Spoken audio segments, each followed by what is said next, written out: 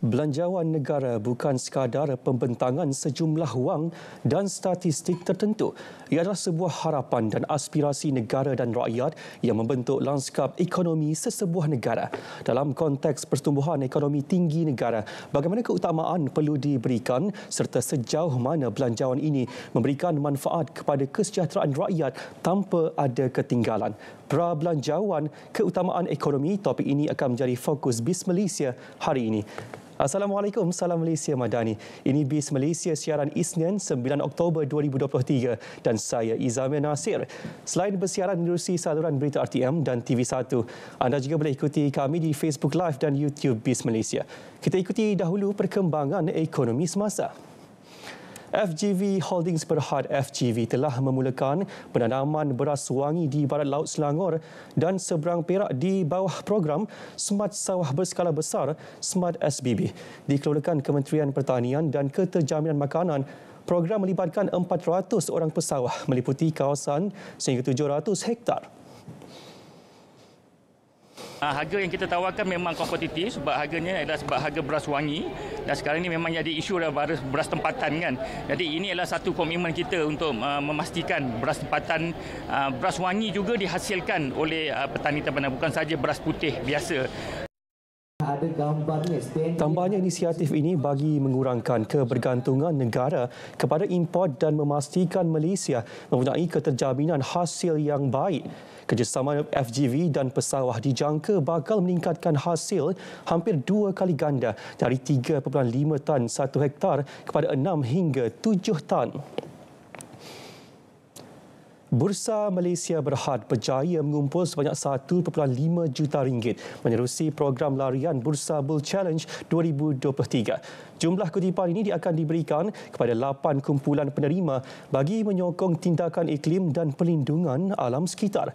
Bursa Bull Charge 2023 mendapat sokongan lebih 100 organisasi dan menyaksikan penyertaan lebih 1,000 pelari. Ringankan beban aliran tunai, kurangkan birokrasi pinjaman dan beralih kepada geran padanan serta pinjaman berfaedah rendah antara perkongsian dari meja ekonomi minggu ini. Untuk laporannya kita bersama wartawan Nurlilia Muhammad Nur yang sudah berada dalam talian. Terima kasih rakan tugas di studio, saya Nurlela Muhammad Nur. Dan untuk segmen dari meja ekonomi minggu ini adalah senarai keinginan dari Wakil Dewan Perniagaan dan Persatuan Perusahaan Kecil dan Sederhana PKS untuk Belanjawan 2024. Apa yang mereka inginkan dari kerajaan dalam membantu PKS untuk memperkasa sektor dan bersaing dalam ekonomi baharu? Jadi, saksikan laporan yang saya sediakan. Persatuan Pengusaha Kecil dan Sederhana SME Malaysia memohon tambahan dana untuk naik taraf sektor automasi dan digital. Biaya diperlukan bagi meningkatkan pengeluaran dan pengembangan ekspor. I hope the government to help the SME. First is SME how to digitalization, automation. Lagi the one kalau dia kilang kecil, more the SME dia kilang kecil, boleh government boleh tolong membantu the SME buat itu baru punya kilang.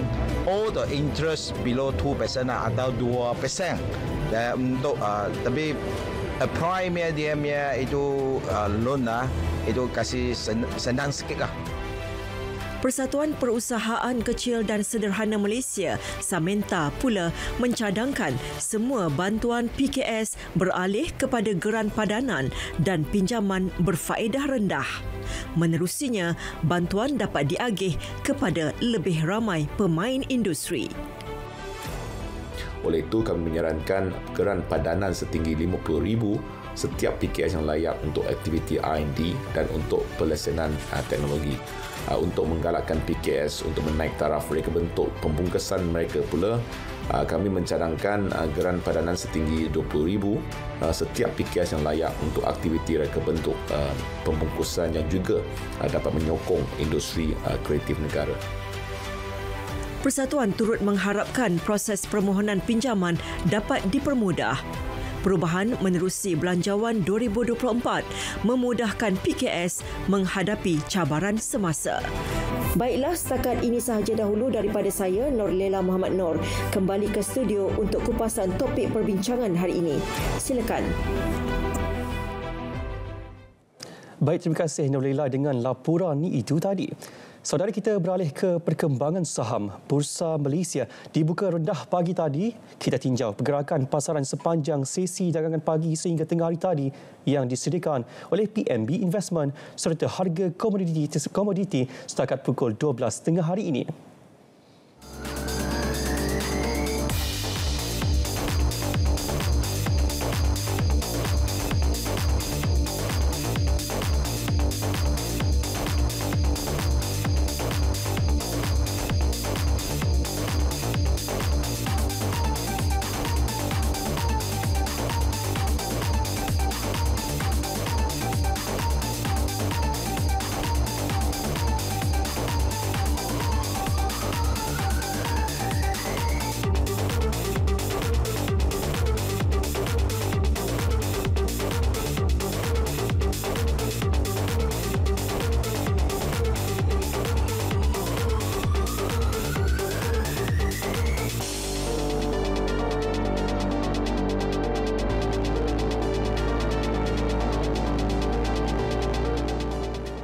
Baik, seterusnya kita tinjau pula senarai harga barang keperluan untuk minggu ini yang disediakan oleh KPDN.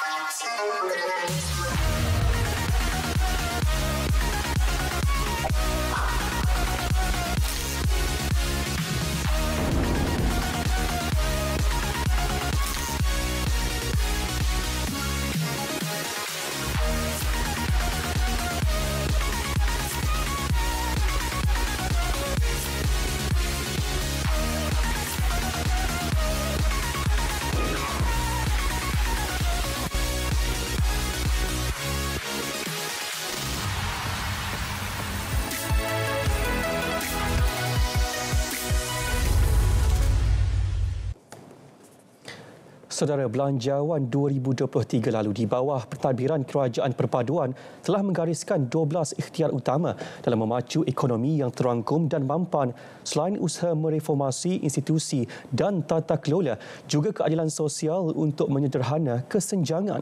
Namun menjelang pembentangan Belanjawan 2024 Jumaat ini, cabaran demi cabaran pastinya memberi kesan kepada kelangsungan pertumbuhan ekonomi negara tahun hadapan. Seperti yang diumumkan oleh Yang Amat Berhormat Perdana Menteri semasa Majlis Libat Urus Belanjawan 2024, memperkasa ekonomi madani akan menjadi dasar menyeluruh Kerajaan Perpaduan yang berhasrat untuk mengangkat semula darjat dan martabat Malaysia. Baik, bagi membincangkan dan memahami dengan lebih terperinci mengenai pra-belanjawan keutamaan ekonomi, Bual Buis petang ini kami bawakan Profesor Dr. Baharum Abdul Hamid, penganalisas ekonomi INSAF University. Baik, Prof, terima kasih bersama kami di BIS Malaysia. Sama-sama, Alhamdulillah. Baik, mungkin sebagai permulaan, apa yang kita perlu tahu tentang Belanjawan 2024 ini dan mengapa belanjawan yang kita adakan setiap tahun ini penting untuk negara juga untuk seluruh rakyat Malaysia? Terima kasih, Izamil. Ya. Seperti mana Izamil telah sebutkan pada awal tadi, belanjawan atau bajet ini adalah satu aspirasi dan harapan. Aspirasi dan harapan bukan sahaja oleh pihak peniaga, rakyat, pelabur luar dan sebagainya. Malah ini juga akan membentuk satu acuan bagaimana rupa bentuk masa hadapan dan juga generasi akan datang akan terlibat ataupun terkesan daripada belanjawan. Nah, kalau kita lihat apa itu bajet, bajet ini adalah untuk mengimbangkan di antara pendapatan dijangka negara dan juga perbelanjaan dijangka. Kenapa saya sebut pendapatan dijangka dan perbelanjaan dijangka? Sebab ini adalah apa yang akan berlaku pada tahun hadapan. Berdasarkan aktiviti ekonomi sekarang, berapa yang harus kita belanjakan, dari mana duit untuk perbelanjaan ini akan diterbitkan. Kadang-kadang orang salah faham, orang kata saban tahun kita menghadapi defisit. Maksudnya perbelanjaan melebihi pendapatan dan ini akan menyebabkan tekanan. Kadang-kadang kita terpaksa meminjam, tetapi jika pinjaman ini adalah untuk sektor yang produktif seperti kesihatan, pendidikan, ini akan menyebabkan kelestarian negara pada jangka masa yang panjang. Nah, kalau kita harus lihat bajet negara, majoritinya 3 suku adalah bajet operasi. Tidak boleh diusik. Hanyalah suku itu yang kita boleh play around with. Baik, Prof. Kita lihat tahun lepas 2023 peruntukan terbanyak adalah kepada Kementerian Pendidikan, juga kepada Kementerian Kesihatan. Dan kalau tidak salah, kita peruntukan terbesar dalam sejarah negara, 388.1 bilion ringgit. Bagaimana Prof melihat kesan dan pencapaian belanjawan 2023 yang lalu terhadap pertumbuhan ekonomi negara? Kalau kita lihat baru-baru ini Bank Dunia telah membuat pelarasan semula membawa ke bawah pertumbuhan ekonomi negara pada tahun 2023 secara keseluruhan. Namun Bank Dunia juga mempunyai harapan positif kita akan kembali bangkit pada tahun 2024. Dan kalau kita lihat bajet 2023, barisan kabinet sekarang, khasnya Perdana Menteri, tidak mempunyai ruang dan peluang yang cukup. Sebab ketika itu baru mengambil tampuk kuasa, tidak dapat membuat perancangan, hanya terpaksa meneruskan perancangan yang sebelum itu. Yang kedua, perbelanjaan yang dilakukan tinggi di atas sektor kesihatan, pendidikan, ini adalah sektor-sektor yang akan menjamin dan memberi pulangan di jangka masa yang panjang. Kita tidak boleh melihat kepada belanjawan 2023 terus membuahkan hasil pada 2023 itu sendiri agak sukar begitu. Apa yang saya boleh simpulkan secara mukadimah, perbelanjaan pada 2023 tidak menjadi masalah. Yang menjadi masalah adalah hasil. Kita kekurangan hasil. Sudah tentu ramai yang pakar ekonomi termasuk dari Bank Dunia mengatakan kita kehilangan hampir 19 bilion daripada tidak melaksanakan GST dan sebagainya. Namun kita juga harus melihat kepada kesan positif ataupun impak yang diperolehi oleh rakyat hasil tiada GST. Dan saya lihat kesemua ini telah pun cuba dirungkai, dikupas oleh Treasury atau perbendaharaan, dan antara langkah-langkah yang dilakukan untuk bajet 2024 yang pertama adalah menyusun semula subsidi, iaitu mereka ingin menjalankan subsidi bersasar atas barangan-barangan terpilih seperti beras, gula, tepung gandum, minyak petrol dan sebagainya. Yang kedua adalah selain daripada menyusun subsidi bersasar, sistem agihan itu juga akan diperbaiki. Namun saya secara peribadi sebagai seorang penganalisis, saya melihat satu kekurangan kat sini, iaitu penguatkuasaan hasil daripada ketirisan. So ini tidak disebut, tapi saya masih menunggu sama ada mungkin akan diumumkan sewaktu bajet nanti. Sebab sebenarnya kalau kita boleh mengawal ketirisan dengan menguatkuasakan undang-undang di sempadan dan sebagainya, kita boleh buat penjimatan yang besar. Tetapi hasil penyusunan subsidi ini juga harus dilakukan dengan berhati-hati. Kita tidak mahu hasil penyusunan subsidi ini memberi tekanan kepada golongan M40 khasnya. M40 ni kita panggil golongan sandwich. Dia dihimpit, dia tidak mempunyai kelestarian seperti T20 dan tidak layak untuk menerima subsidi atau insentif seperti B40. Jadi kita harus berhati-hati dan kita ingin juga melihat bahawa penyusunan subsidi ini dan agihan subsidi ini dilakukan secara telus dan pelaporan berkala apa yang dapat dijimatkan, apa kesan positif dan sebagainya. Ya. Baik, kita lihat M40 itu memang saban tahun kita lihat merungut, meluahkan rasa tidak puas hati melihat kepada belanjawan itu. Bagaimana tahun ini pandangan Prof, sasaran kepada kesemua itu diberikan sama rata dari segi pembentangan yang akan dibuat Jumaat ini, Prof?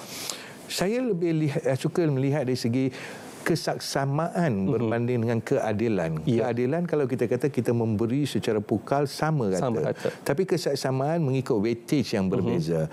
Jadi saya ingin melihat kepada para pengelola bajet ini melihat cara bagaimana M40 ini tidak terpinggir. Maksudnya jika kita menarik balik subsidi, bagaimana kita boleh membantu mereka untuk meningkatkan pendapatan mereka. Jadi saya melihat kepada satu lagi unsur yang dibincangkan iaitu gaji progresif. Jadi jika gaji progresif dilaksanakan bersama subsidi bersasar, maksudnya dari segi subsidi bersasar akan oleh kerana mereka tidak layak mendapat subsidi bersasar, maka mereka akan berbelanja lebih.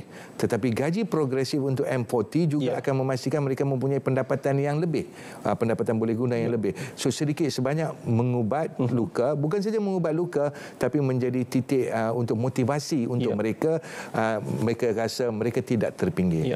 Baik, inisiatif dasar gaji progresif ini memang sesuatu yang positif dan amat diraikan oleh rakyat.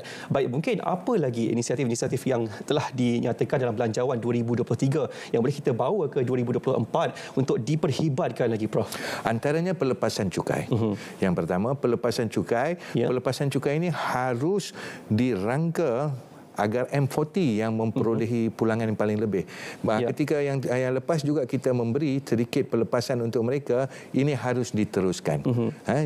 Kita harus memberi sedikit ruang untuk mereka untuk mendapat perbelanjaan yang lebih. Yang kedua, insentif untuk pembelian barangan tempatan ataupun pelancongan domestik juga harus diperkasakan jika tidak diperbanyakkan.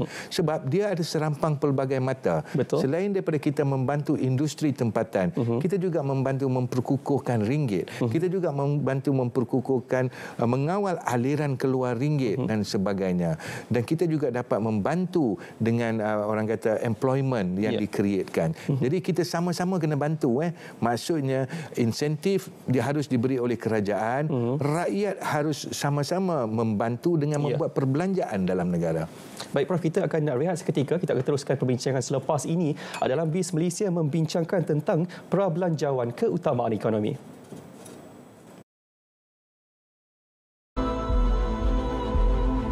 Apa yang saya harapkan? Belanjawan 2024 peruntukan yang mencakupi keperluan seluruh masyarakat. Sama ada di bandar ataupun di luar bandar. Juga tuntutan gaji bermaruah demi kelangsungan hidup. Demi masa depan saya dengan kawan-kawan. Dengan ketidaktentuan ekonomi dan kenaikan kos sara hidup, pastinya kita mengharapkan bantuan berterusan. Meringankan perbelanjaan harian.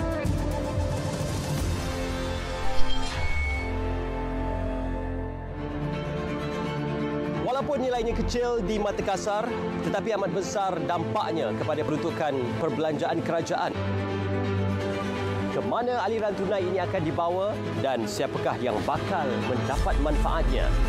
Ikuti Belanjawan 2024 hanya di RTM.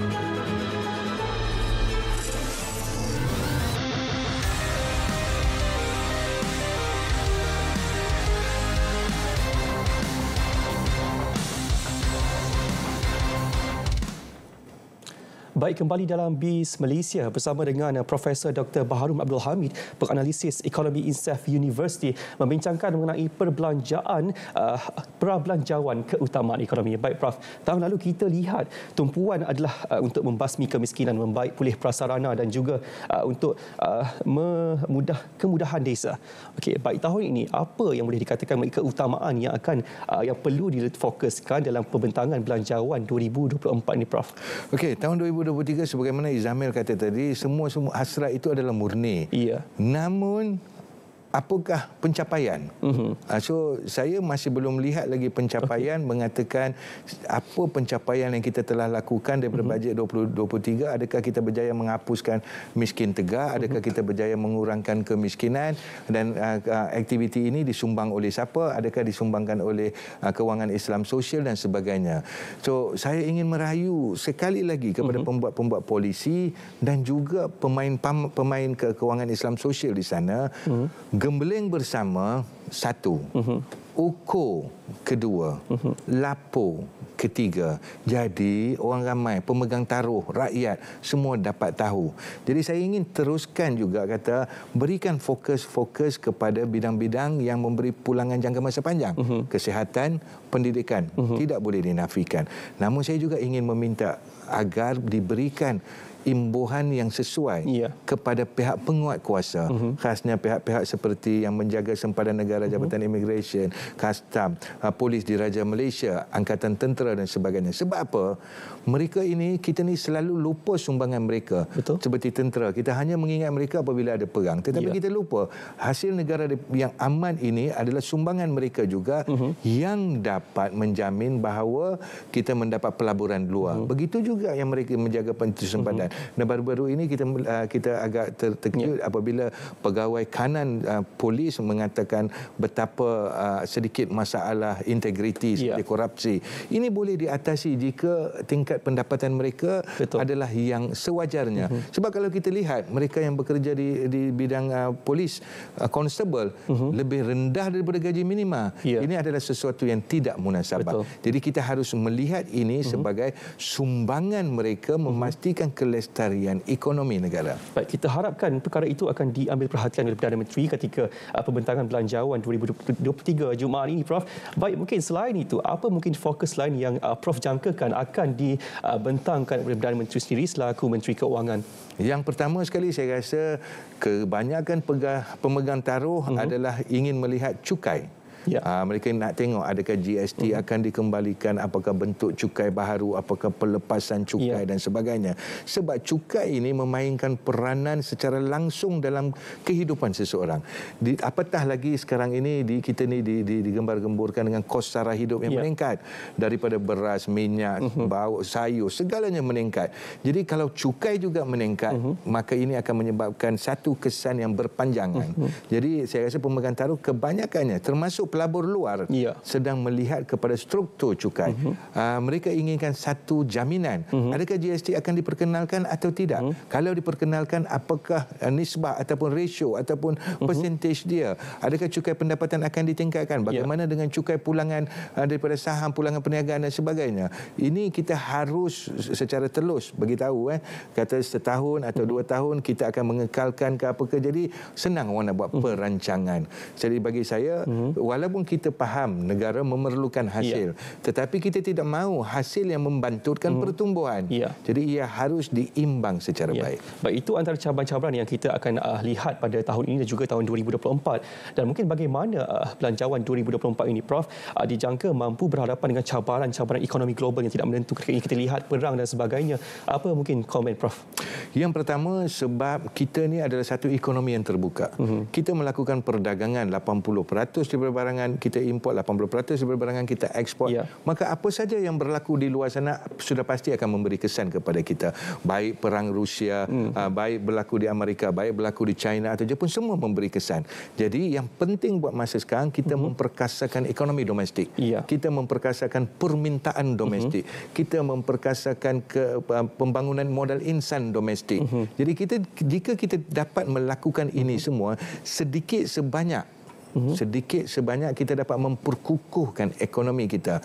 Yang pertama seperti food security. Saya terlihat daripada awal tadi ada smart sawah berskala besar. Betul. Ini adalah projek yang kedua. Yang pertama smart skala bersawah besar di Kedah yang dilakukan oleh lembaga zakat yang sudah hampir membuahkan hasil. Kita sekarang ini kita hanya menghasilkan 65% daripada beras yang dikonsum oleh tempatan. Kita harus target lebih besar daripada itu, dan kita harus target kualiti beras yang dilaksanakan, kita harus target pengeluaran per tan yang lebih baik dan mungkin 5 kali setahun hasil beras ni harus diperluaskan ke seluruh negara. Dan kita harus cari jalan bagaimana memperkasakan ekonomi domestik, permintaan domestik, pembangunan modal insan domestik. Maka insya-Allah sedikit sebanyak kita akan kukuh dan kurang impak apa saja berlaku di luar. Baik, kita bercakap mengenai domestik, pastinya kita bercakap juga tentang rakyat. Bagaimana Tuan Prof melihat pembentangan ini akan beri kesan terus kepada mungkin kelangsungan hidup rakyat, contohnya Prof? Yang pastinya macam saya kata tadi, yang pertama subsidi bersasar itu, maka rakyat sedang menunggu dengan penuh resah, gelisah bagaimana dia akan mempengaruhi diri rakyat itu sendiri. Adakah dia perlu membayar duit yang lebih untuk minyak petrol yang diisi di kenderaan, beras yang dibeli, sayur yang dibeli, gula yang dibeli dan sebagainya. Itu yang pertama. Yang kedua, cukai. Adakah ada cukai baharu? Maka rakyat melihat dengan penuh resah dan gelisah juga. Kita harus memberikan keyakinan. Itu yang pertama. Yang kedua, saya harap belanjawan kali ini, apa yang diikuti selepas belanjawan bukan sekadar memberikan laporan belanjawan ke mana dibelanjakan, berapa hasil. Tetapi sambung cerita itu, kenapa ia dilakukan? Apa impak dia terhadap rakyat sekarang, terhadap generasi akan datang. Kita perlukan pendidikan. Dan di sini juga saya ingin melihatkan IPTA, IPTS di luar sana mengambil inisiatif ini sendiri. Jangan mengharapkan kerajaan. Jadi IPTA, IPTS dan juga pusat-pusat penyelidikan yang lain mengambil inisiatif ini, memberi pengetahuan kepada rakyat, memberikan maklumat kepada rakyat. Jadi rakyat negara akan menjadi rakyat yang well informed. Jadi tidak terpengaruh dengan tomahan ataupun berita-berita palsu. Jadi sekarang ni kita mudah ada saja berita palsu, rakyat jadi gelisah. Kenapa? Sebab tidak ada ruang untuk mereka-mereka yang memberitahu cerita yang sebenar. Kenapa dilakukan, apa impak dan sebagainya. Baik, Prof, secara ringkasnya mungkin harapan Prof mengenai impak dan kelangsungan belanjawan 2024 yang akan dibentangkan Jumaat ini, Prof. Harapan saya adalah kerajaan harus mempunyai willpower. Saya mengharapkan defisit sekali lagi, tetapi willpower dan sesungguhnya yakinkan rakyat bahawa defisit ini adalah demi kelangsungan ekonomi kita, demi kelestarian ekonomi kita dan saya nak periodical report, quarterly report tentang mana dibelanjakan, apa impak dan seterusnya. Baik, kita ucapkan banyak-banyak terima kasih kepada Profesor Dr. Baharum Abdul Hamid, penganalisis ekonomi Insaf University untuk kupasan itu tadi. Baik saudara, BIS Malaysia edisi Isnin berakhir di sini. Terima kasih kerana bersama dengan kami. Saya Izamil Nasir, salam Malaysia Madani, tekad perpaduan penuhi harapan. Assalamualaikum.